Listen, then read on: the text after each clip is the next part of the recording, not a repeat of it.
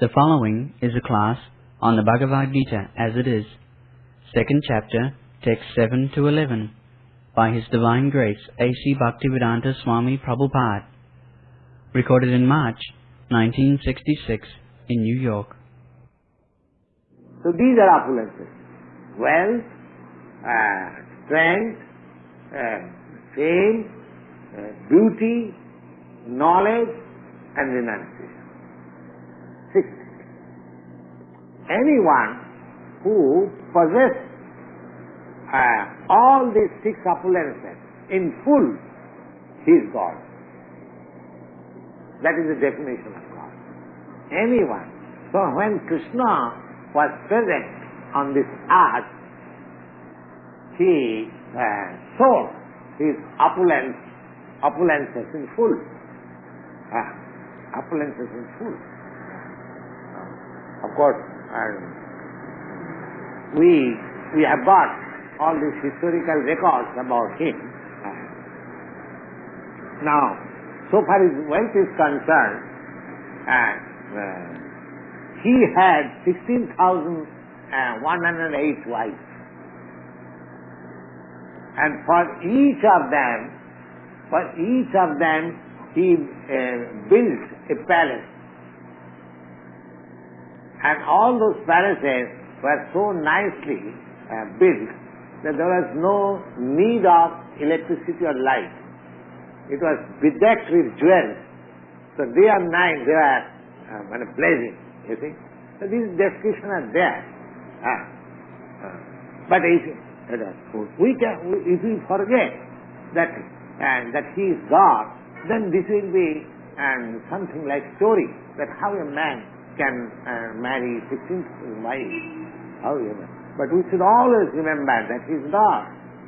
He is all powerful. And for no other person such historical records are there. Only for Krishna. So in strength also, nobody could conquer him. And beauty, so far beauty is concerned, when he was on the battlefield, have you seen any picture of Krishna? Have you seen? No. No. Of course, anyone of you have seen Krishna when he was present in the battlefield of Kurukshetra. At that time, he was about 90 years old. 90 years old. He had his great-grandchildren. He married 16,000 wives, and each wife had 10 children. And those 10 children, they also got each 10, 12 children, and their children also. Because he was at that time 90 years old, he got at the time great-grandchildren also. So his family was very great. Now, if you see the picture of Krishna, you will see him just like a boy of 22, 25 years old. He is so beautiful. He is so beautiful. That is the sign of God. It is stated in Brahma Samhita. Advaitayasyatayanadhyanantarupam Adyam Purana Purusham Navajovanancha. He is the original person. Because from God everyone has God. Therefore he is the original person. Adyam Purana Purusham. Purana is the oldest person. He is still Navajovanancha. Whenever you see God, this is the sign of God. You will find him just like a youth, a new youth. Youthfulness means 16 to 24 years. So, Navajovanancha. That is the sign of God. So you are so beautiful that when you was a boy of 15 years old, the whole of the same age girls of his age, they were after him. You are so beautiful. So, in beauty, you are super excellent. In wealth, you are super excellent. In strength, you are super excellent. And in knowledge, now, here is a book, Bhagavad Gita. Apart from other books, other knowledge which is imparted to others. Now here is a book which was imparted to Arjuna. Now it is so the depth of knowledge that people are still considering great scholars. That we are not reading, but Dr. Radhakrishnan, one of the greatest scholars of the world, now he is the President of India. He is discussing. Professor Einstein, he was living here in America. He was a German Jew. I think he was living in America. He was a great student of this Bhagavad Gita. Hitler was a great student of Bhagavad Gita. And there are many scholars who are still reading Bhagavad Gita, trying to understand. Just see what depth of knowledge he has given. It is made by Krishna. So in knowledge, in wealth, in strength, in beauty, and everything was opulent. Therefore he is Bhagavan. You cannot accept any ordinary man as Bhagavan. Therefore Bhagavan. Now, Bhagavan Uvacha, and because he has been accepted as a spiritual master, just like a teacher has the right to sometimes rebuke this student. So, in the first instance, he is rebuking Arjuna in the following words, that asatyan anusutasang prajnabadang subhasase gatasum agatasum cha nanusuchanti pandita. That Arjuna, you are speaking just like a very great learned man, but you are, in other words, you are a fool. You do not know how things are going on. Because Pandita, those who are learned men, they would not have lamented just like you are doing. That means indirectly he says, Pandita means learned. Learned man does not lament over a dead body or a living body. Gatasun or gatasuns. Suns means life. One has lost his life and one has got his life. A body, a living body and a dead body. A living body and dead body. Just mark the point. That a learned man, as you are lamenting over the subject of killing your friends and relatives, but a learned man would not have lamented like this. That means you are a fool. When he says, that like if I say, Mr. Green, what you have done, any intelligent man should not have done this. So this is indirectly saying that you are not intelligent. It is in a gentleman's way speaking that Mr. Green, what you are doing, no intelligent man can do this. That means you are not intelligent. So here he says that you are lamenting over the body of your relatives because in the fight you are considering that my friends and my relatives will be killed. So that means they are living bodies and you are lamenting over their killing. So this sort of lamentation is never done by a learned man. A learned man never does it. Gatasum agatasum sananu suchanti pandita. Those who are learned, one who is learned, he does not lament over the body, either a living body or dead body. There is no question of that. Now, because one who knows the distinction between the body and the soul, becomes just like you have heard the name of Socrates. Socrates, great philosopher, Greek philosopher. He believed in the immortality of soul. So he was punished in the court. Hemlock was offered to him. At all, like, if you believe the immortality of soul, then you drink this hemlock poison. So he drank.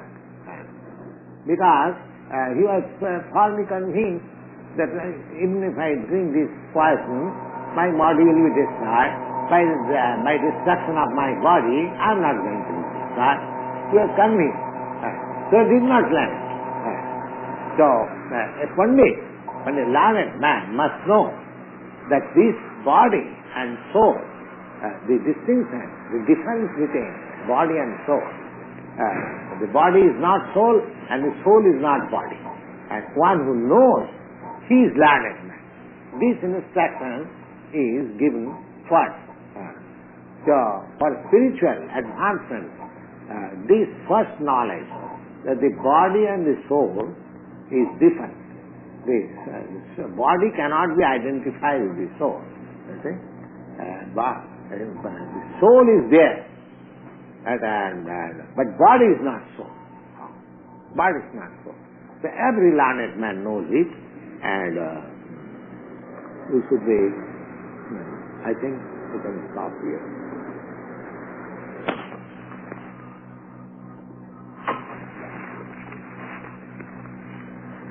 So, Krishna is in this he's identified the Bhagavan. Bhagavan means that nobody can surpass his knowledge. Because I have already given the definition of Bhagavan, that a personality who is in full all the opulences, wealth, strength, fame, and knowledge, beauty, and renunciation, he is God. So, now at the present moment, when people are godless, I think this definition is convincing. If you find out a personality, that one who has got in full all these opulences, he is God, then it will be very difficult to present an ordinary man as God. You see?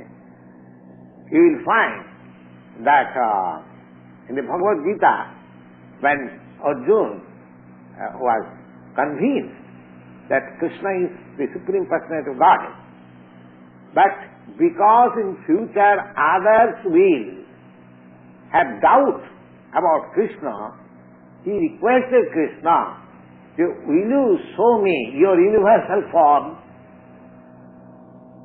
And Krishna agreed and showed him the universal form. That means in future, any intelligent man accepting a so-called God may also ask him, just show something that you are God. Without showing something simply by false advertisement, one cannot be God. The whole mistake is that we do not know what is God. We consider God maybe just like one of us. No. The God who is controlling such a huge affairs of universal administration, he cannot be. He is superconscious. That is superconsciousness. Now, yes, asatyana visuchastang pragnamanang subhati. Now the whole living existence is a very subtle thing. Now this body made of earth, water, fire, air, sky, this gross body. And behind this, there is another subtle body, that is mind, intelligence and ego. So, when we give up this gross body, that subtle body carries me to another gross body. So, when this body is lifeless, that body, subtle body is not lifeless. Just like at night, when this gross body is asleep, the subtle body works. Therefore we dream. The subtle body carries to next life. And I have given in the introduction that how one man changes his body. Janjanavapi smaran loki tajastanti kalevaram. Now the subtle body, I mean to say mind, intelligence and ego, when these three things, psychic life, is absorbed in a certain kind of thought, the dying man gets a similar body in the next life. That we shall come when we make progress in the study of Bhagavad Gita. Just like the air passing over the rose tree carries the flavor of the rose, and the air passing over a filthy place carries the flavor of that filthy place. The air is pure, but because it is passing over certain conditions, it carries the flavor. Similarly, the mind, intelligence and ego carries the flavor of our present activities to the next life. That is the subtle mystery of transmigration of the soul from one body to another. Now, in this life, we purify, just like rose. The next life, we shall get a body which is full of flavor. If in this life, if we practice devotion of God, the next life is to become the associate of God. And that Chintamani, Prakarasagya, we are transferred to that planet. These are simple things. The whole thing is in my head. If I want to be degraded, I can prepare myself in this life for such degradation, in the next life. And if we want to elevate ourselves to the highest perfection of life, as to become one of the associates of God, we can prepare ourselves like that. You will find in the advanced chapter that Janti Deva Brata Devan Pitrin Janti Pitri Brataha. Now we are trying to go to the moon planet. Now here in this life, if we cultivate ourselves with the same thought, the moon planet, that means the moon planet, about moon planet we have to hear and we have to think that I shall go in that such and such place. Unless you hear, you cannot have idea. Just like our friend Mr. Cohen, he has left for California. Now, so far I am concerned, I have no idea of California. Now he has told me that after reaching there, he will write about the description of the place. Now suppose if reading that description of the place, I think of going there. So I prepare myself. Why must go there? So, just like I was describing that Chintamani Dham, what sort of trees are there? And you are very much pleased that I must go there. So we have to hear. Unless we hear what sort of God is, what sort of God's place is, what is the mode of life there, we cannot be attracted. We cannot be attracted. So, here they say, Gotasu or Gotasu. There are two sort of bodies in which we are now entered. Now, suppose this gross body appears to be now dead and gone, but one must know that subtle body has carried him to another body. The subtle body is not lost life. The life is there. So here Krishna says that either of the gross body or a subtle body has to be also left. When you get liberation, that subtle body, that egoistic life has also to be left. Now see, at any condition, the body has to be left. So why one should cry for this body? Therefore Krishna says that when a learned man does not lament over this body. The whole question that a soul is different from this body, the whole question is solved in one verse. You see, Gatasum agatasum cha nanu suchanti pandita. One who is actually learned, he does not, he has no concern of this body. He is concerned with the activities of the soul. And so, you are speaking of so many things that if this, my friends die, their wives will become widow. These are all according to the bodily relation you are speaking. And you are posing yourself just like a very learned man, but you are a fool number one, because your whole conception is on the body. Your whole conception of argument with me was on the body. But you are posing himself just as if you are very learned man. So anyone who has got conception, the identification of this body, he is not a learned man. He is a fool. He may be into the calculation of academic education. He may be BA, MA, PhD, DSc or something like doctor and all. But if he has got his identification as this body, he is not a learned man, according to Bhagavad Gita. Not only according to whole Vedic literature. This is the first instance. If we want to make progress for spiritual advancement of knowledge, this preliminary knowledge we must have. That I am not this body. I am not this body. This is the preliminary standing of spiritual knowledge. This is not advancement. This is simply ABCD. ABCD of spiritual life. In the Bhagavad, there is a very nice verse in this connection, in which it is stated, Jasatma buddhi kunapetri dhatuke sadhik kalatradi subhoma ijjadhi. Jasatma buddhi kunapetri dhatuke. Kunape means this bag made of three elements.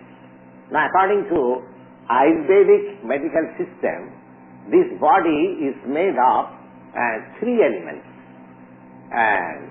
Kapha, Pitta, Vayu. Kapha, Pitta, Vayu.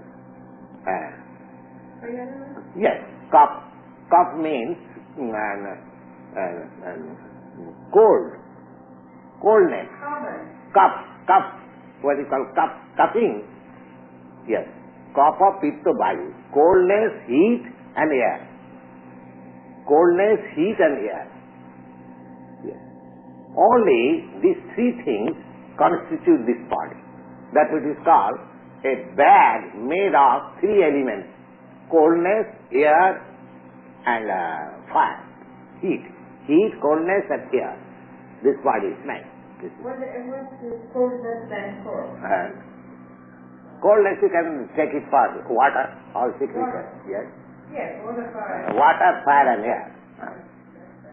Now, the Bhagavad says that Jasatma buddhi kunapetri dhatuke. If anyone is identified with this body made of water, air and fire, and Jasatma buddhi kunapetri dhatuke, this is a body made of three things. Now, and sabhi kalatradisu, and if one thinks the issues, the byproducts of this body as his own kinsmen, just like my children, my wife, my relatives, my father, my mother, my brother, my nation, my society, everything is due to this bodily relation. And there are thousands of women loitering in the streets of the New York, and suppose I have got some bodily connection with you, I call you my wife. And because I have got bodily relation with you, all the children produced by you, they are my children. You see? So whole thing is, the basic principle is wrong, that I am this body. And now from the expansion of the body, the whole thing is false. Because I am not this body. So my expansion of body is also not a, but whole world is going on this false impression. The whole world is going on. They're fighting between one nation and another nation because due to this body. So the Sattva Buddhi Kunapi Tridhadase, one who is identified with this body, which is made of water, fire and air, and the issues from this body as kinsmen and own men, the Sattva Buddhi Kunapi Tridhadase, Sadhik Kalatradisu, and attachment for such issues, and Bhoma Ijjadhi, and the land from which this body has grown up, that is worshipable. Now everybody is fighting for the land. We are Indian, we are Pakistani, we are Vietnamese, we are American, we are German. The fighting, so much fighting is going on. The land for the land.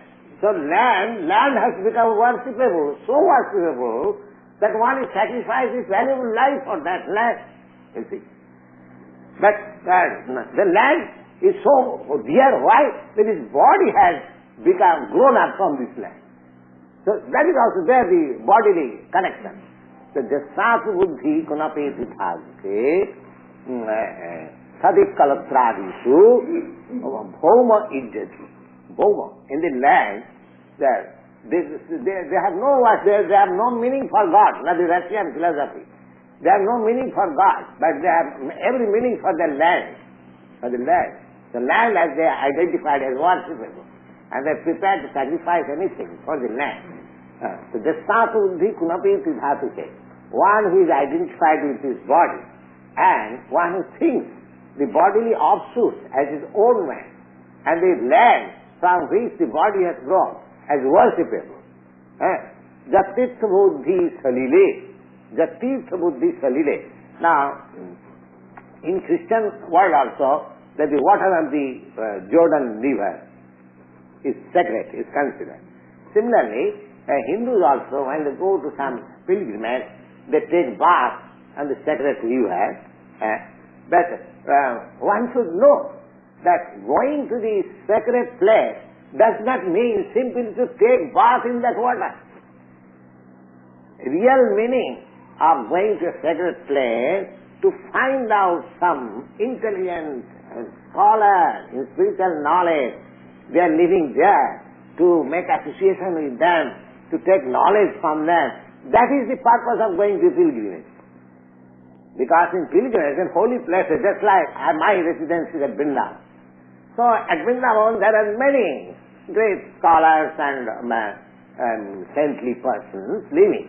So one should go to such holy places not simply to take bath in the water, but he must be intelligent enough to find out some spiritually advanced man living there and take instruction from him and benefited by that. But he does not go. He takes simply bath and purchases some goods and advertises, I have been to such and such pilgrimage. The Sattva Buddhi Kunapi Tridhadase and Jatirtha Buddhi Salile Nakarhite Janesu Abhignesu. He has the attachment for pilgrimage for taking bath only, but he has no attraction for the learned people there. You see? So, such kind of man is considered as ass. So, go means cow and khara means ass. So, practically, the whole world is moving as a civilization of cow and asses. Because the whole thing is identification with this. The big center is this body, an expansion of the body, the attraction, whole attraction is there. Yes, you want to? Yes, in the places known as secret places, Yes. In sacred places. Yes. Isn't it also the fact that there is more magnetism there because of the meeting of Yes. the saints and more advanced? Certainly. Therefore, that place itself has got some magnetism. Yes. Just like at Vrindavan, that is practical. Now, here I am sitting in New York, very great, the world's greatest city, so magnificent city. But my heart is always hankering after that Vrindavan. Yes. I am not happy here. Yes. I shall be very happy to return to my Vrindavan, that sacred place. But then why you are? No, because it is my duty. I have brought some message for you people. Because I am ordered by superior, my spiritual master, that whatever you have learned, you should go to the Western country and you must distribute this knowledge. So in spite of all my difficulties, all my inconveniences, I am here because I am in duty. That is my personal convenience. If I go and sit down at Vrindavan, I shall be very comfortable there and I have no anxiety, nothing of this heart, you see. But I have taken all the risks in the old days because I am in duty bound. I am in duty bound. So I have to execute my duty in spite of all my inconveniences. That is the idea. So, this is the whole thing. The whole basic principle of spiritual advancement of knowledge. One should first be convinced that he is not this body. He is not this body. Then other spiritual knowledge will begin. This is the basic principle. You'll find it. You'll find it in the Bhagavad Gita that this situation of spiritual life is called Brahma Bhuta. Brahma. So, Brahma Bhuta Prasannatma Nasosati Napangshati Samas Sarveshu Bhutesu Mad Bhakti Labhate Param. So, unless one understands himself, he also cannot understand God also. In his misunderstanding position, now what Dr. Mishra is teaching is very nice, because he is teaching that just first of all you know what I am, what I am. That's very good. But that what I am can be known from the Bhagavad Gita also, that I am not this body. I am not this body. That knowledge, at least theoretically, one must accept that I am not this body. Now, Krishna is describing that what is the position? I am not this body, that's all right. Now, actually, what we are? What we are? I am not body, that's all right. Then, what we are? Now, the next person is Krishna.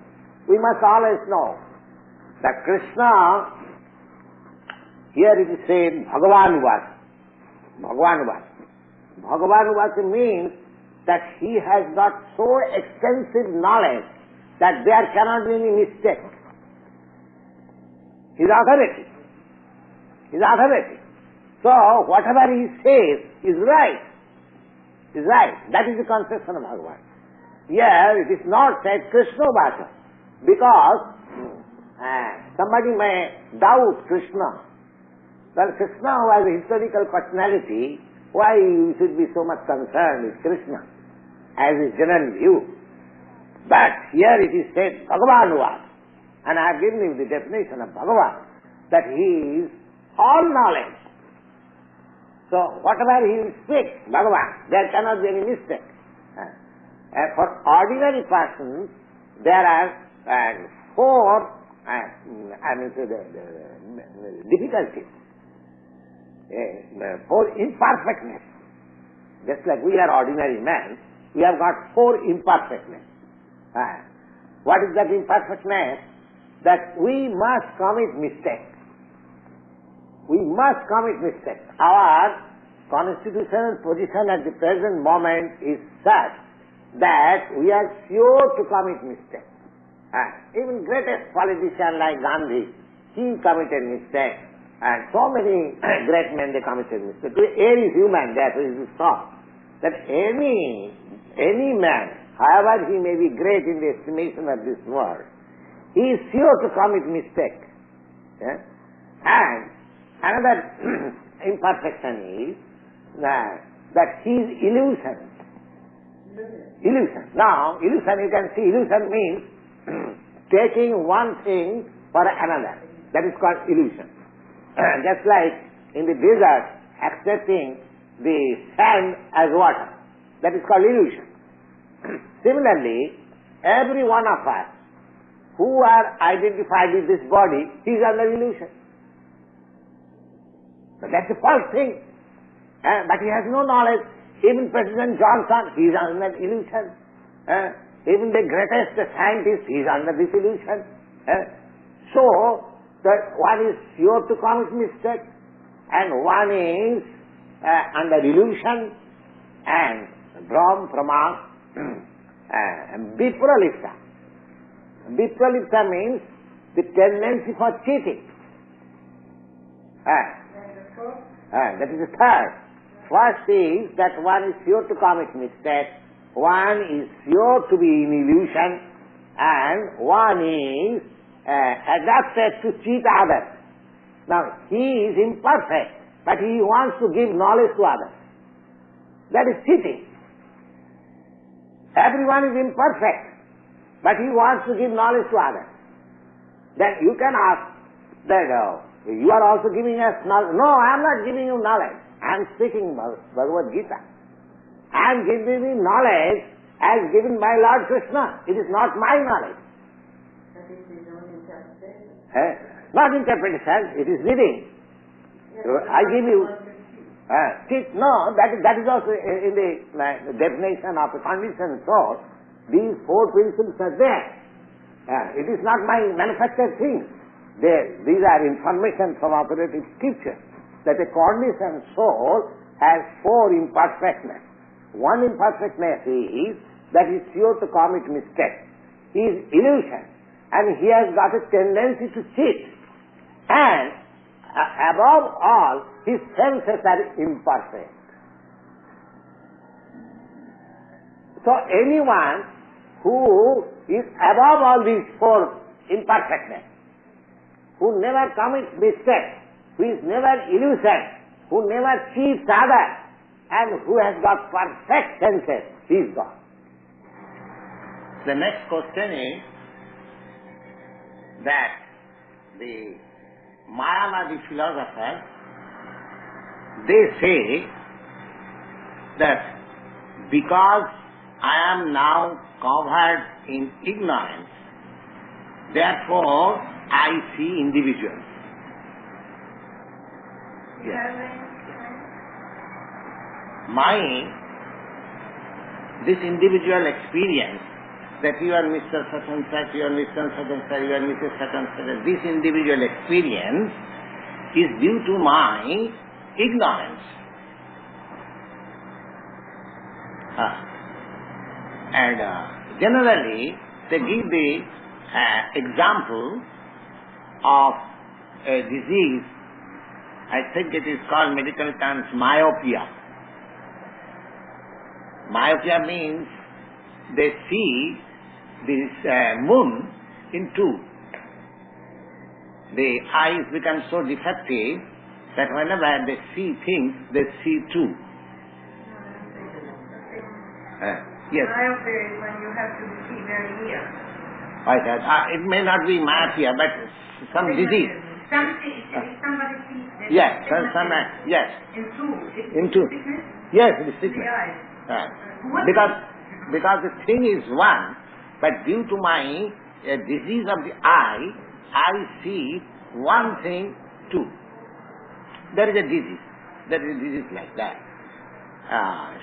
Usually people who dream. Anyway, that's an abnormal condition. In abnormal condition, sometimes we can see one thing into two, divided into two. So now, that ignorance he cannot apply to Krishna. Because he is all perfect. And if he is not all perfect, then there is no value of his instruction. A man with defect and knowledge cannot impart an instruction. His instruction, therefore, the whole Vedic process is parampara system. Parampara system means that I cannot deviate, I cannot make any interpretation. Evam parampara praptam imam rajan sayo vidu. You will find in the 4th chapter. Now you are reading 2nd chapter.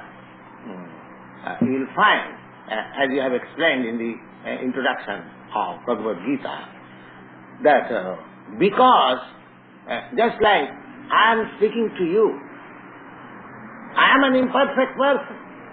I cannot give you any knowledge. I cannot manufacture any knowledge. If I do that, then I shall deceive you.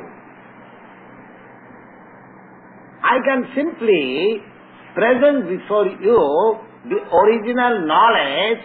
I can explain it in an understandable way, but not deviating from the original text. Now here it is clearly stated by the Supreme Personality of Godhead that Nasu eva ahanga jatu. Ahang means Sri Krishna himself. Now sometimes we make some grammatical jugglery of words, but I cannot understand. Now aham, myself, when I speak, aham or myself is applicable to me. When you speak, the aham is applicable to you. But that does not mean because there is a common understanding of myself between you and me, therefore not that I and you become one. When you speak, you say, I speak. When I say, I speak. That does not mean this I and that I becomes one. Sri Krishna says like that. Natu aham. Yes. He, that means this aham Sri Krishna. And not Swami and you, that means Arjuna. And na ime janadhipa, neither all these kings. That he is dividing the whole audience into 3. Myself, yourself and they. And again he confirms his survey, all. He never identifies into one. So this is the version of Sri Krishna. Now if I say that our interpretation of aham, I, myself, yourself and he or she, different vision, this is due to our ignorance. You can say, because I am ignorant, it may be my mistake that I see differently from you. But Sri Krishna, Lord Sri Krishna cannot see like that. He is above all this ignorance because he is all perfect. And we have already defined that the Supreme Lord is full of knowledge. So, he is full of knowledge, supreme knowledge. Now, if the Supreme Personality with full knowledge, he cannot commit any mistake. No. How can he commit any mistake? Then there is no meaning of full knowledge. If you are in full knowledge, then how you can commit mistake? So this ignorance of duality, because they say that we see two, because it is due to our ignorance. Everything is one. But here, you cannot apply that ignorance to Sri Krishna. Otherwise, his instruction of whole Bhagavad Gita, which is so importantly taken by all authorities, all scholars, then it is at once rejected. If it is supposed that Sri Krishna was also to commit mistake or he was in imperfect knowledge, then whole thing becomes rejected. So it is not like that. So Sri Krishna, he is the Supreme Personality of Godhead, he is in full knowledge, and therefore, as he says, that either myself or yourself or all these persons, kings and soldiers who are assembled here, they are all individuals. In the past they are individuals, in the present we are individuals, and in the future they will continue to be individuals. Now one thing,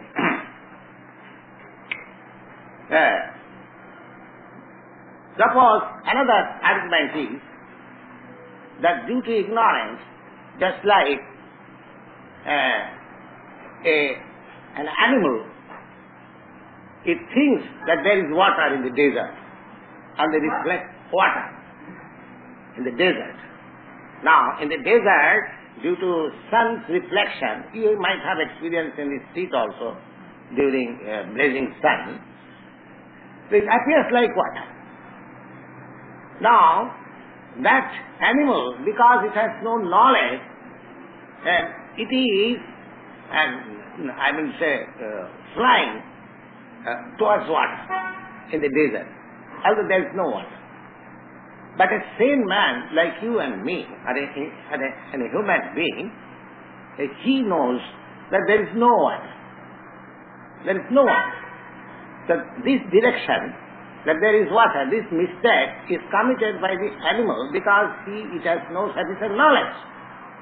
But a human being who has got sufficient knowledge, he does not commit that mistake. Yes. Now an animal makes that mistake? I thought the animal would this is not see the water that our eyes tell us that there is a mirage in the desert. Yes, I mean to say, any sane man who has got the knowledge that this is only reflection of the sun, it is not water, he will never go there. He knows that it is useless to search water in the desert. Similarly, if Sri Krishna is in full knowledge, he cannot say that in future also we shall all remain individuals. He says that in the future also we shall continue to be individuals. Now, he cannot give that misdirection. Suppose in the future we shall not remain, after liberation we shall not remain individuals, then that sort of misguidance cannot be given by Sri Krishna. Just like a sane man cannot direct you, just go there is water in the desert. A man with perfect knowledge cannot give you that direction. An animal may go there. That is a different thing. Similarly, when Sri Krishna says that in future also, we all this, yourself, myself and all this, they will keep their individuality.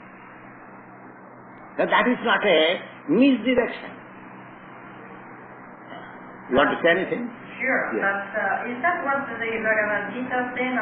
Yes. Adding a lot to it? Yes, it is. It is.